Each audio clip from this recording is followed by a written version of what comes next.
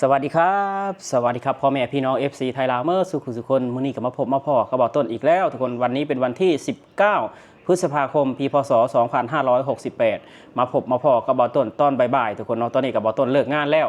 บอกต้นก็คือทำงานแต่ตี5ถึง11โมงนั่นเองก็มาพบปะกับพี่กับน้องพูดคุยกันเส้นเก่าเส้นเดิมเนาะคือมี FC หลายๆคนถามบอกต้นมาว่าบอกต้นหมู่บ้านของบอกต้นนี่เป็นหมู่บ้านพ้นทุกข์แล้วบ่อำเภอของบ่อต้นเป็นอำเภอพ้นทุกข์แล้วบ่จังหวัดของบ่อต้นเป็นจังหวัดพ้นทุกข์แล้วบ่อต้นบอกได้ตามตรงเลยว่ายังบ่ได้พ้นทุกข์เด้อพี่น้องเด้อยังทุกข์คือเก่าเพราะว่าอยู่ในจังหวัดของบ่อต้นเนาะผู้ว่าจังหวัดเพิ่นก็ยังบ่ได้ประกาศว่าสวรรณเขตเป็นเมืองพ้นทุกข์เนาะก็ยังทุกข์คือเก่าพ่อของบ่อต้นก็ยังจนอยู่คือเก่าแต่ว่าชีวิตดีขึ้นมาจากแต่ก่อนหลายเติบเพราะว่าได้รับเงินจากลูกเนาะที่มาทำงานในประเทศไทยก็ส่งให้พ่อแต่ละเดือนคือบอต้นก็ทำงานอยู่ในประเทศไทยกับน้องบอต้นกับหลายคนเนาะ4-5 คนทำงานในประเทศไทยก็ส่งเงินมาให้พ่อก็ให้พ่อแบบว่าอยากยังให้ก็ให้พ่อซื้อกินเนาะก็บอกให้พ่อทำงานนักคือแต่ก่อนแล้วตอนอยู่ยังน้อยคือพ่อบอต้นก็ทำงานนักเนาะคือบอต้นมีตั้งแต่พ่อทุกคนคือแม่บอต้นเสียได้15 ปีแล้วเนาะเพิ่นจากโลกนี้ไป15 ปีแล้วทุกคนตอนนี้ก็คือประต้นเหลือแต่พ่อเขายังทุกข์ยากอยู่คือเก่าแหละพี่น้องเอ้ยแต่ว่าชีวิตก็ดีขึ้นกว่าเก่าหลายเติบเนาะแต่ว่าจัดอยู่ในความทุกข์ความจนยังบ่พ้นทุกข์คือเก่าเนาะทุกคนมื้อนี้ประต้นก็สิเอาภาพบรรยากาศนะทุกคนสิเอาภาพบรรยากาศบ้านหรือว่าเฮือนของน้ำพักน้ำแรงของพ่อแม่บ่ต้นมาให้พี่ให้น้องได้เบิ่งบรรยากาศสดๆเลยเนาะเพราะว่าน้องสาวที่เอาผัวอยู่จังหวัดเลยเพิ่นกลับบ้านแล้วก็บ่ต้นให้เพิ่นถ่ายบรรยากาศมาให้เบิ่งเนาะบ่ต้นคือบ่ต้นขี้ฮอดบ้านทุกคนบ่ต้นขี้ฮอดบ้านก็ให้น้องสาวถ่ายภาพบรรยากาศมาให้เบิ่งไปทุกคนไปเบิ่งนำกันว่าภาพบรรยากาศเฮือนของบ่ต้นหรือว่าบ้านของบ่ต้นสามารถพ้นทุกข์ได้บ่หรือว่ายังทุกข์อยู่คือเก่าทุกคนให้พี่น้องตัดสินเนาะสำหรับความเป็นจริงของบริเวณที่ดินบ้านและก็บ้านบ่ต้นไปทุกคนอันนี้ก็คือบ้านของบ่ต้นเนาะทุกคนคือบ้านของเขาต้นคือบ้านคือน้ำพักน้ำแรงของพ่อของแม่พี่น้องยังเป็นบ้านไม้เรื่องบ้านบ่ต้นยังเป็นบ้านไม้อยู่คือน้ำพักน้ำแรงของพ่อของแม่เนาะคือแม่บ่ต้นนี่เป็นคนประหยัดทุกคนเป็นคนประหยัดสุดๆเลยเนาะเป็นคนประหยัดสุดๆคือเลี้ยงลูก9 คนเนาะแม่บ่ต้นยังสามารถอดออมสร้างบ้านหลังนี้แต่ก่อนคือบ่ต้นนอนอยู่ในยุ้งข้าวเนาะนอนในชั้นล่างยุ้งข้าวเพิ่นก็อดออมเนาะทุกคนอดออมคือความฝันของแม่เลยแหละคืออยากได้บ้านให้ลูกอยากได้บ้านเป็นบ้านรักเป็นบ้านเข้าหรือว่าบ้านมรดกไว้ให้ลูกเนาะแต่แบบลูกผู้ใดแบบว่าไปบ่รอดก็ให้อยู่บ้านหลังนี้ทุกคนคือความฝันของแม่บ่ต้นหันเพิ่นอยากได้ห้องน้ำทุกคนได้ห้องน้ำแต่ก่อนเพื่อนบ่ต้นยังบ่มีห้องน้ำคือแม่บ่ต้นเพิ่นความฝันเพิ่นอยากได้ห้องน้ำแล้วก็อยากได้ยุ้งข้าวที่มุงสังกะสีทุกคนเดี๋ยวจะหน่อยจะเห็นยุงข้าวที่มุงสังกะสีเนาะคือความฝันของแม่บ่ต้นอยากได้เลยแหละอันนี้ก็เป็นเฮือนครัวพี่น้องเป็นเฮือนครัวท่านั้นก็สิเป็นเล้าไก่แล้วก็ห้างกองเฟืองเนาะหรือว่ากองฟางนั่นเองทุกคนพื้นที่ใช้ซอยของบ้านก็หลายอยู่ทุกคนสามารถปลูกบ้านได้อยู่3-4 หลังเนาะ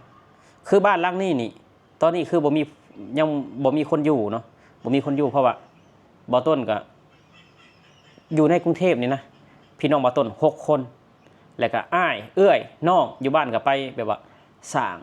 ครอบครัวครอบครัวมันคือว่าหาด้วยตนเองสร้างบ้านด้วยตนเองนี่ทุกคนอันนี้ก็พื้นที่บริเวณบ้านบ่ต้นนะ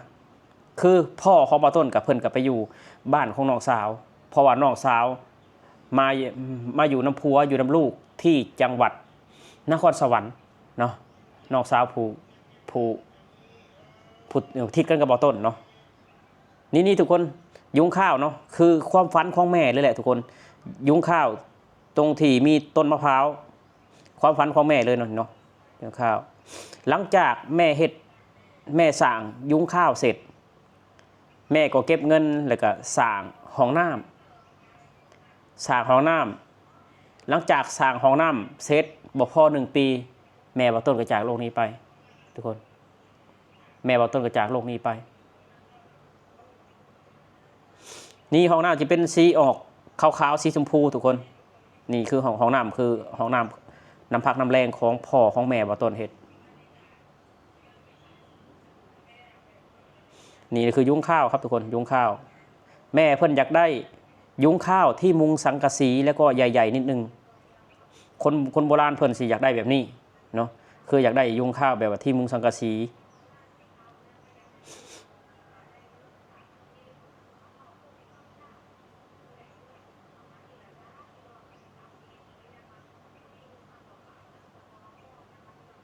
อันนี้คือวัวของ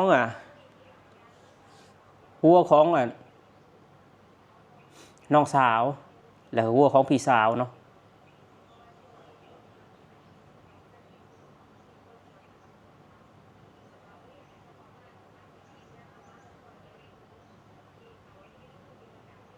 มีความคิดฮอดพี่น้องเอ้ยมีความคิดฮอด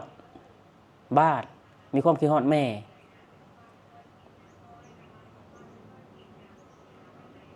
คิดฮอดแม่เนาะว่าต้นคิดว่าเพิ่นจากไปไวโพดถ้าแบบแม่บ่ต้นยังมีชีวิตอยู่ตอนนี้กับประมาณ60กว่าพี่โทนประมาณ60กว่าเนาะ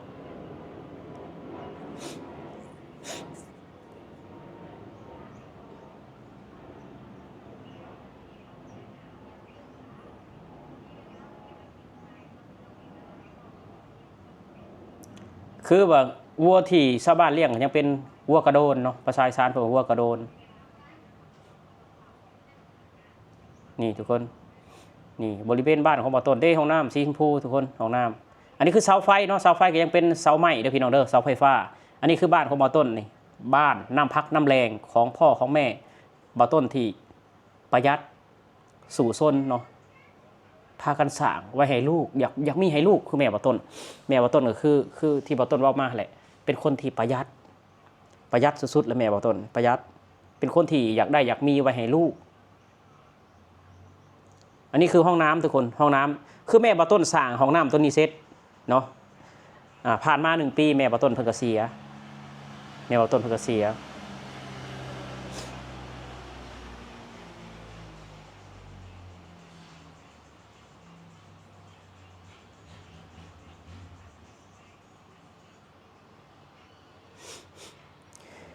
นี่ทุกคน